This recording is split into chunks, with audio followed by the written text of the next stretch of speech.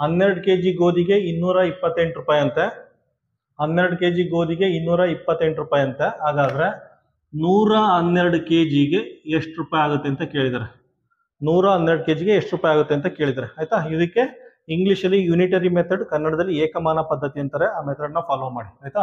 First step ಇದನ್ನೇ first step ಅಂತ ತಿಳ್ಕೊಳ್ಳಿ. ಸೆಕೆಂಡ್ ಸ್ಟೆಪ್ ಏನು ಮಾಡಿ, 12 kgಗೆ 128 ರೂಪಾಯಿ ಆದರೆ 1 kgಗೆ 228 ಡಿವೈಡೆಡ್ ಬೈ 12 ಅಂತ ಹಾಕೊಳ್ಳಿ.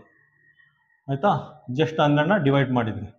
ನೆಕ್ಸ್ಟ್ ಮೂರನೇದು first step, second step. Third step ಏನು ಮಾಡಿ, 1 kgಗೆ 228 ಬೈ 12 ಆದರೆ 112 kgಗೆ 228 ಬೈ 12.